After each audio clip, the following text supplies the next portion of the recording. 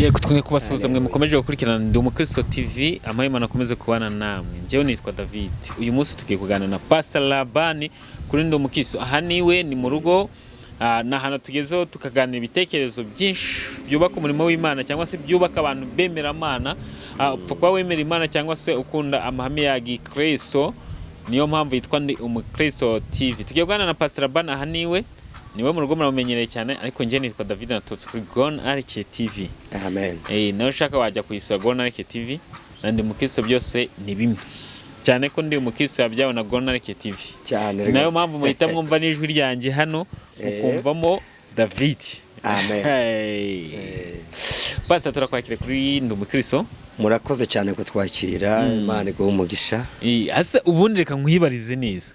Iyo nkubwiye ngo ndakwakiriye ari iwawe mu rugo, nawe ukabyemera ngo uranyakiriye, ubwo bisobanuye iki?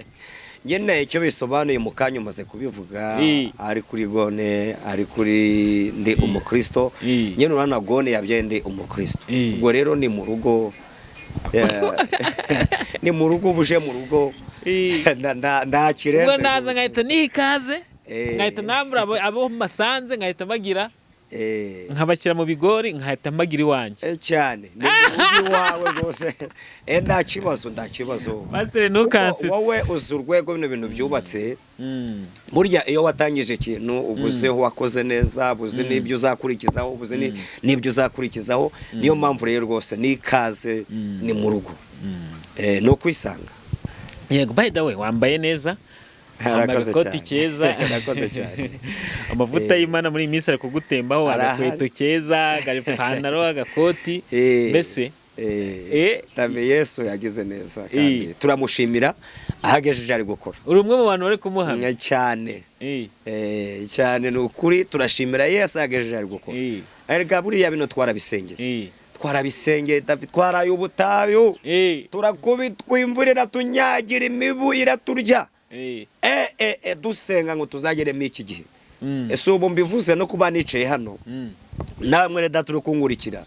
Ibi twarabisengeye, twaraye amajoro, twaretse ibyo kurya, tureka ibyo kunywa kugira ngo tube twambaye gutya, tube dusa gutya, tube duhagaze hano, nawe uri kutwumva ku ikoranabuhanga. Twarabisengeye, turashimira Imana igejeje gukora. None se kano kantu ntago niko kumva neza. Nagaze muri babahanuzi bavuga ati ngibi narabisengeye, Imana yarasubije singombwa gusubira mu butayu. Sibya ko no butayu babahagaritse. N'ubutayu twabukora no mu cyumba, no mu gipango cyawe. Ubwo akara amasengesho utakwiye gusengera ubu ngubu. Amasengesho utakwiye gusenga. Uyu munsi ndago nasenga amasengesho y'ibiryo. Mana ngo mbe kawunga, Mana mbe umuceri, oya. Uyu munsi ndi mu masengesho y'amashimwe. Yamashimwe cyane. Ni kuvuga ngaho ushaka kugira warahageze. Oya ndabwo ndahagera kandi nanone ibanga ryo gutsinda cyangwa se ryo gukomeza kugendana n'Imana no kunyurwa no gushimira yigejeje ikora. Ubwo rero ndabwo ndaho nahagurukiye kandi nanone ndabwo ndageraho nifuza kugera, ariko uko byagenda kose turashimira Imana yigejeje gukora. Mana kabisa. Ndacyo twayishije. Abapastor nimwe mujye mwigisha ibice bigize isengesho. Ibice bigize isengesho ngo no gushima, no kwihana, no gusaba. None wibire mu mashimwe gusa. Nta kwihana kurimo, nta no gusaba kuri. Buriya twarihanye. Uyu munsi niyo mpamvu Paulo yavuze ngo turemye isi dufashe igihe mu ntambara. Uyu munsi rero turi ku rugamba rwo kugira ngo ibyaha bitongera kutwinjirana, nakosa kandi twita inyango bizabugingo tukacihana. Ariko uyu munsi turashima rwego turiho, buni tugaca bugufi tukanyurwa, tugashimira ibyo Imana yakoze. Ariko kwihana, bundi umwana w'Imana arangwa no kwihana. Ubuzima bw'umwana w'Imana no kwihana no guca bugufi. Arangiza ugasaba cyane. Je ko umuntu dukurikiye aho uherereye hose, cyangwa se muri situation urimo, ushobora kuba urwaye cyangwa utarwaye, ushobora kuba wafishije cyangwa utafishije, ushobora kuba warabuze urubyaro cyangwa wararubonye, ushobora kuba wumva utameze neza mu mubiri ariko utazi n'ikibazo ufite, ushobora kuba uri muri situation ntazi, cyokora hari nawe uri mu byishimo, muri celebration, uri mu mashimwe y'ibintu nka Pastor Labani, naho uri mu mashimwe. Ushobora kuba muri izo situation zitandukanye. Gusa icyo nakubwira ngo shima Imana, kuko ibitugeraho byose Imana iba yabyemeye. Shima Imana.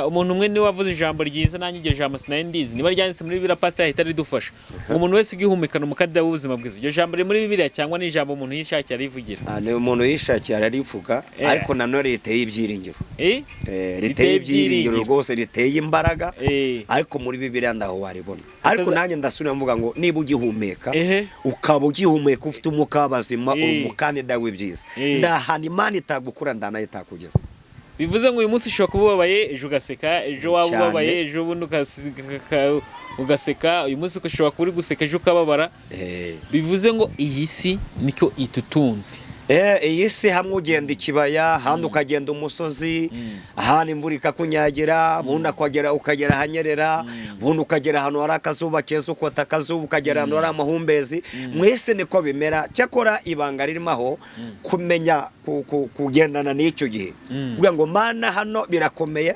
ubushake bwawe Mana aba ari bwo bukoreka nicyo kintu Imana ibigushakaho sasa rero dukomeze kuri iki kintu aricyo tuhite tunavugaho twivugire kuri iki kintu mu bibaho byose yego duhore dushima Imana kuko Imana itabyemeye ntibyatugeraho ushobora kuba wabyutse uri muzima ushobora kuba wabyutse urwaye kabone nawe uri kuri bombone cyangwa uri kuri hajya ngo ni sonde wowe uri kuri ako kantu katuma ugaburirwa ariko aracyafite amahirwe yo kubaho hari undi kuva mu mwuka aracyahari n'aka kanya tuvuganye hari umaze kuva mu mwuka ariko wowe uracyahari niba ugihari rero uri umukandida w'ibyiza ni ugushimira Imana mu gihe Imana itarakurekure ngo ugende menya ko ugifite ibyiringiro byo kuzaba aho kuvuze kano kantu ndibuka ndetse ndi kuza hano ngo dukore kino kiganiro mbuye n'umumama ava ari ku rugo rumwe ariho asaba arambye ati yo umukozi w'Imana sinzi n'ikimubwira ngo ni umukozi w'Imana ariko menya ari uko abonye mfite Bible afata umukozi w'Imana ati ndi hano ndi gukomanga ndabwo bari kunyuma ngo mbabwire icyo kiri kungenza ati gare ryangubise hasi tire hano ku jisho ryavuyemo ukuboko ndi wareba ati narababaye nari umudamu uzi kwikorera imirimo uzi kwishururiza ngagira ibyo nihereza ariko uyu munsi nabaye ikimuga ndi kugendera ku mbago ariko arangije arambwira ngo atari ko muri ibyo byose ndashimira Imana ko ngigihumeka ndakamuga meze nabe mbanya n'ubumuga biye byabaye bebe ariko ndashimira Imana kuba nshobora kugendana kwiyimbago ngajya gusaba bakambereza icyo gihe ngo ariyo mbanuka umunyegare we yemje menya ngo ubwo ugihumeka Imana iracyagukunda iracyagufiteho umugambi mwiza yego tugiye kuja kwinjira mu kiganiro cacu nyamukuru ariko nitwagenda tutavuze kuri ibi bintu hari insengero zimwe na zimwe zifunzwe kwa kuzuza ibyangombwa shishikariza abantu bashaka ibyangombwa byuze kugira ngo leta nayo bemere gufungura izo nsengero ariko nanone hari n'izindi zitazigera zifungura bwa burundu bazituje ibyangombwa mbese zizakurwaho burundu pasi rwaye baba rurimo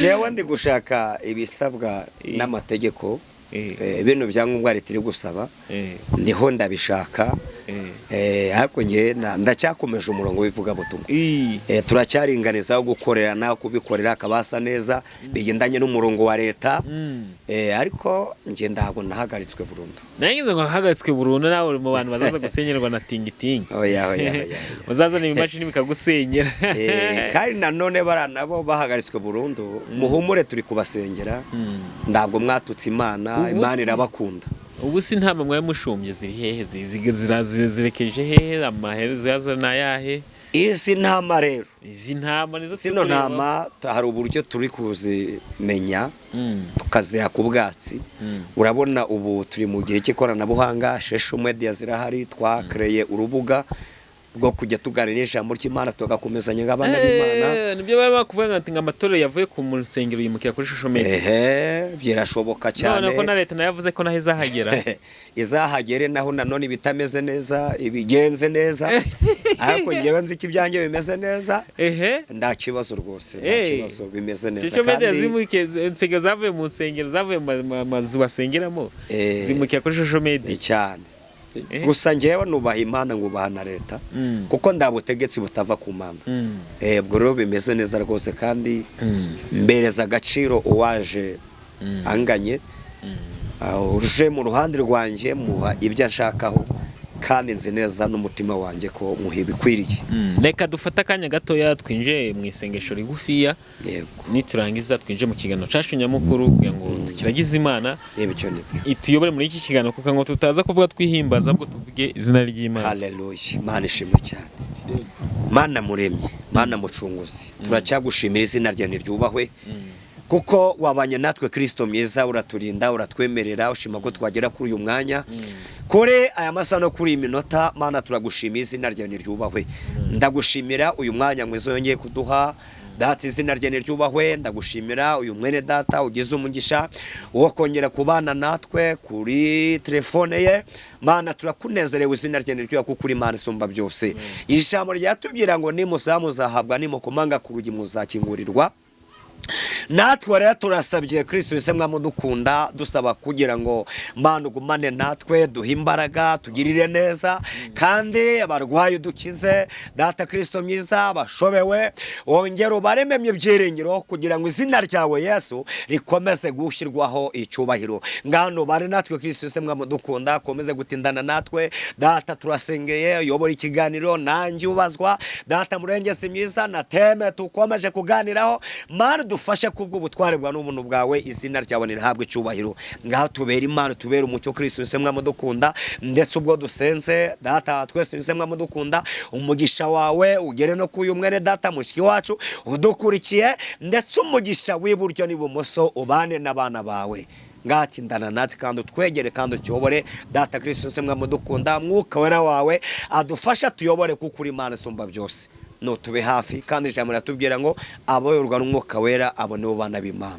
Tube hafi muri byose kubwa Yesu Kristo umwami wacu. Amen, amen. Jeko turagushimiye cyane kandi tunagwaye ikaze nano mu kiganiro cacu cy'umwihariko. Tugiye ku nkingo nyamukuru, tugiye kuganira mu kwizera. Kwizera ibintu byinshi, abantu bashidikanya mu kwizera. Nanjye najya kubatekereza ku ruhande rumwe nkabagarukira, cyane cyane iyo bavuze kwizera abo bumva ari kwizera ikintu kitagaragara. Kitagaragara kiba kiri aho ngaho, kiri ngo mu mwuka. Kiza k'ikintu kizaba, mbese wenda urugero imvura iraguye, imvura iraguye wizeye kiri buze guhita, utazi nigire buhitire, cyangwa se ukiza ko uyu munsi imvura iko byagenda ko sigomba kugwa. Aho ko kwizera icyo bivuze nuko wizera ko imvura iri kugwa kandi ndayubona. Cyane nuko wizera ko imvura iri kugwa kandi ndayiri kugwa. Uko niko kwizera. Rero nicyo kintu tugiye kugenda turebe kwizera niki mu minota mike dusigaranye. Tabivuga kake ntago taza kwitindaho cyane. Ubundi pasa kwizera, gerageza utubwire kwizera bisanisha na bibiri. Ubundi kwizera niki? Kwizera kwizera rero ni ijambo ryagutse, ni ijambo rinini. Niyo dusomye ijambo ry'Imana n'iyisi n'ijuru byose byabayeho mu kwizera. Nanjye nawe tubayeho mu kwizera, tubayeho mu gushaka kw'Imana. Kuko Imana yo yaravuze ngo isi ibeho ibaho. Iravuga ngo ijuru ribeho ribaho. Iravuga ngo tureme umuntu ako kanya aba yaremwe. Iyo rero tuvuze kwizera ni ikintu cyagutse, twavuga n'imisi n'irindwi. Cyane ndabasesenguzi mu kwizera nacyo tuve tumaze kuvuga. Ubundi ibintu dufite ntago biba bikiri ibyo kwizera. Kuko buri hari igihe yenda umuntu ashobora kuba akenenga miliyoni y'amafaranga, akavuga ngo ubwo maze kugera ku 700 ngo 700 ndayizeye. Ariko mu kwizera ntabwo ari gutyo bikorwa. Ahubwo yizera ko afite miliyoni nubwo ataragera n'igikoroto cy'ijana. Akizera ko ayifite agatangira kuyibara. Aha rimwe na rimwe ni naho bicangira abantu bajya muri za filozofi cyangwa se abanyabwenge. Nuko twebwe abizeye Imana ubutunzi bwacu buri mu kwizera. Kino kintu katucyumvikanaho neza. Katucyumvikanaho neza. Yego. Hari umuntu akoeza 20,20 abishya kuri telefone. Ukahita uvuga ati nize kimwe 20 bifite kuri telefone. Byo ndabize ko mbifite. Ako yabikohereje. Ngo ntago aba yizeye. Ibyo ndabwo bakiriye ibyo kwizera. None ni iki? Ni iki byo ngibyo? Ibyo biba byarenze ibyo kwizera buriye. Nyine byo ni ibiki? Ahubwo kwizera no kumenya ngo uyu munsi ndarya nubwo nda stock ufite mu nzu, nubwo nda gihombo ufite uri bujyana na ku isoko. Hari igihe waza umuntu akavuga ati ngewe nshinge n'ibintu mfite mu rugo nizeye ko uyu munsi ndi burya. Ibyo rero ndabwo ari ukwizera.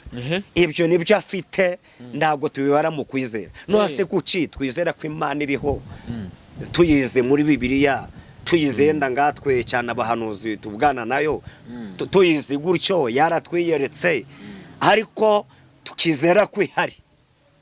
Uyu munsi si kuki twizeye Yesu Kristo ko yaje ari umucunguzi.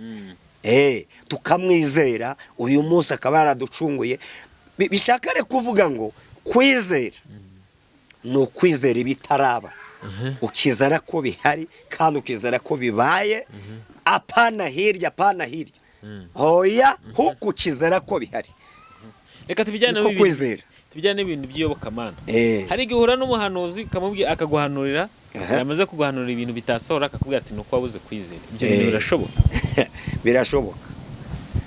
Birashoboka cyane. None ko abahanuzi bajya banatubeshye ibyo batuhanuye byananirwa gusa bakatubwira ngo ntago twizeye. Ibyo biterwa n'uwo bahanuriye cyangwa se bigaterwa n'uwahanuye. Hari igihe yenda uwo bahanuriye yaradafite kwizera, none barabimubwira wenda yabyizera. Ubundi umuntu ushyikira kwizera ibyo bamuhanuriye ahita bibara uwo munsi ko bihari, akabibara. Neyo tangiye ngo ejo bundi aho rimwe na rimwe ni naho abantu tugenda ducikira indege.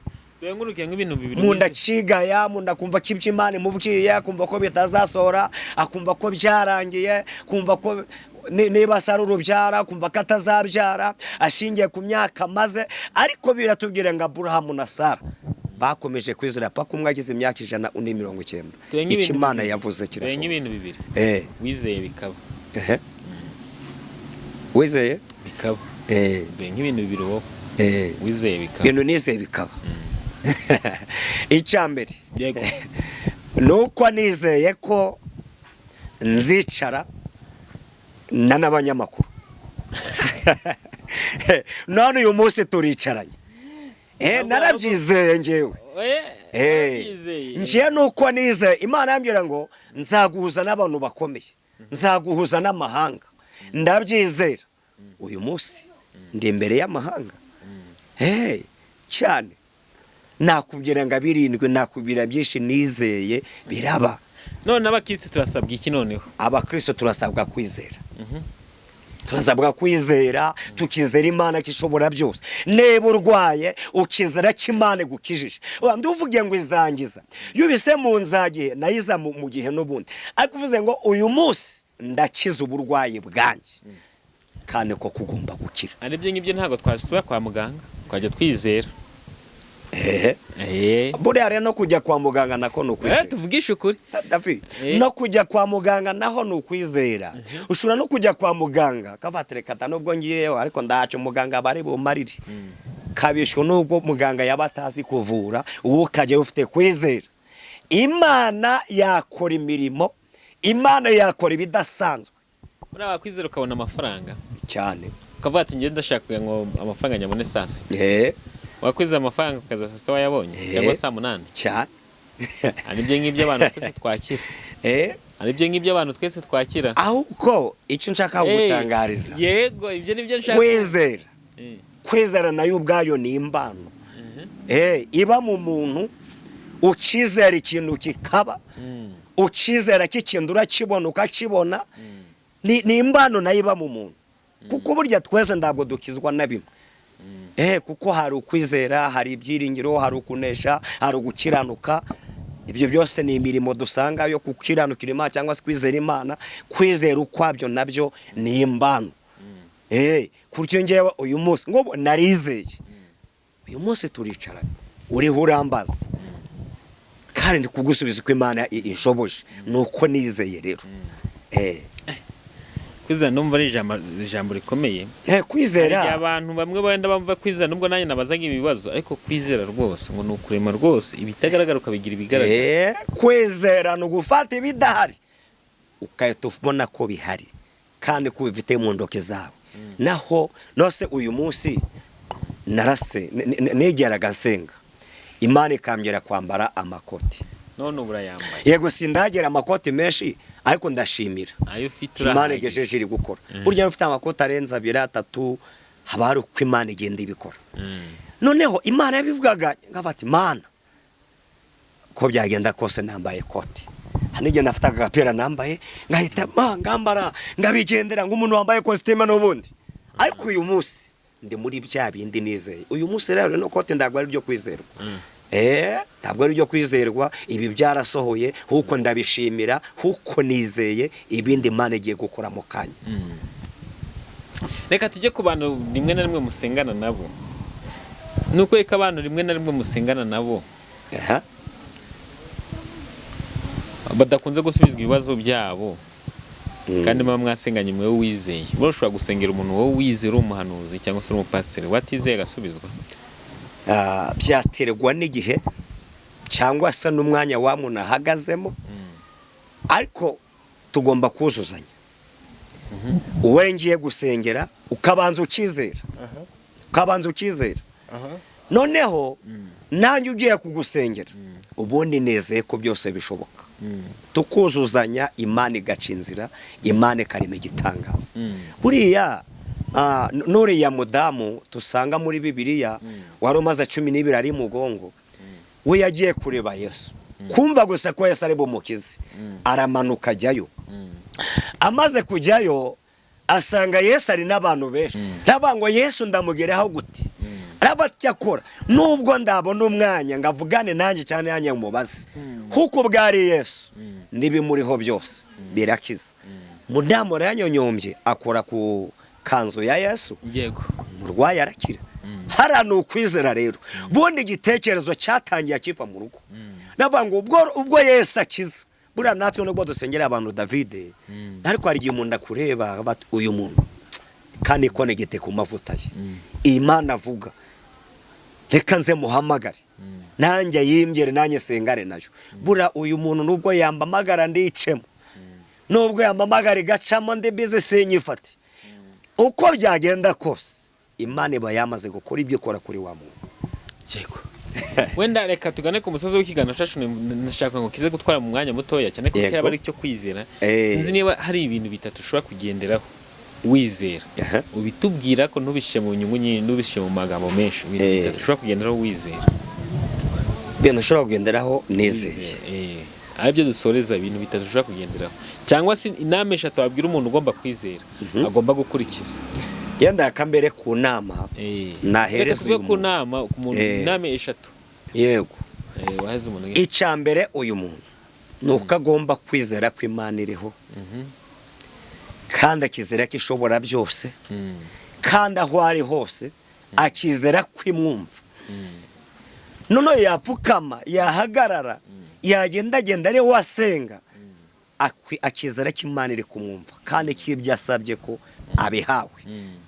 Apana kubitegeje ubundi, apana kubona bukeye tewe yamenye Imana itanyumvise, Imana iba yamwumvise kandi akizera neza ko icyo yasabye Imana ko agifite ko yagihawe. Icya kabiri ni inama ya kabiri. Inama ya kabiri ngiye umunsi ngomba kugenderaho, icyambere nuko namenye Yesu. Inama ya gatatu nubwo icyakambere icyakabiri no kumenya Yesu. Icya gatatu ngiye namenye Yesu, namaze kumenya ko ndi umwana w'Imana. Namaze kumenya ko Yesu ari umutunzi wa byose.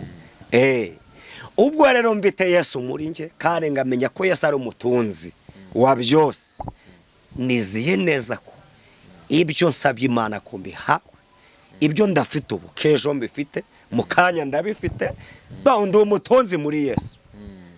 Imana ishimwe cyane. Icya gatatu cyari cyo cyane, inama ya gatatu. Siyo twatigeze cyangwa zose wazisoje? Zose nazishoje urebye. Wazivugiye rimwe. Natanze ubujyanama. Uwo ujya gusaba Imana abanza wizere ko Imana iriho. Numara kwizera ko Imana iriho, wizere ko ikumva. Numara kwizera ko ikumva uzasenga, bizakunda, uzasenga, Imana izakugirira neza. Yego. reka dusoze ikiganiro cacu nashaka ko kiba kigufi yo kugira ngo abantu baze kucyumva neza. Reka tugusabe udusigiye nimero yawe n'ubundi nubwo tuza kuyishyira hasi ariko reka tunayisige. Hari umuntu ushaka gukurikira nimero yawe mu kiganiro ashaka nko kuvugisha Musengana. Pastor Laban ni umuhanuzi, ni umupasiteri, ni umuvugabutumwa, wamukena mu buryo bwinshi butandukanye, ari ubwo kugirwa inama cyangwa se nawe ugiye kumugira inama, ari ubwo buryo bwo gusengana cyangwa se nawe ugiye kumusengera, byose bakunda. Ari uburyo bwo kwanga ku umugezeho iyerekwa rye byakunda cyane ko yabageza hano bayageze ku Karubanda, ariko sinzi ko wowe yagugezeho iyerekwa ryawe atarakumenya. Imana iramutse imuhaye muzuze amahana nimero yawe cyane, ariko ugiye kumugezaho iyerekwa rye wamuhamagara. Reka tumusabe atushyiraho nimero nangiza asengere n'ikiganiro tumaze gukora. Nimero yanjye ni 078 24 53 8 2 6. Iyi nimero iboneka no kuri WhatsApp. Yego dusengere. Reka dusenge Imana. Mana mu izina rya Yesu, turanejeje no guca bugufi. Turagushimiye cyane wakoze imirimo ubana natwe ndetse uratwemerera ushima ko twagera kuri uyu mwanya kwa amasano kuri iminota. Mana turagushimiye, izina ryawe nirishyirwe hejuru. Ngaho data mushunguze myiza no kuri imirimo n'ibitangaza, manukire kubana natwe mushiki wacu mwene data wadukurikiranye tugatangirana tukaturangizanije. Mana umuhe imigisha y'iburyo n'ibumoso, umugisha utagabanije data kubw'urukundo rwawe. Kandi data nisemwe mudukunda ndamusengeye situasiyo yose yaba arimo, Mana umubere byose, umukomeze umutima, umuhumurize data wati wose nisemwe mudukunda, ndetse tuzi neza ko ndakuruta kuri umundana kuruta mugeza. Kandi data cyose mucunguze myiza, nzi neza kuri Mana yuzuye imbabazi n'urukundo. Ugenderere uyu mwene data no mushiki wanje, Mana ubagirire neza kubyineza na kwera kwawe, kandi kiruta byose ubongerere kwizera kubyineza na kwera kwawe, izina ryawe nirishyirwe hejuru. Ngano utindane natwe tuyobore muri byose, niko dusenze Imana tuyishimiye kubwa Yesu Kristo umwami wacu. Amen amen.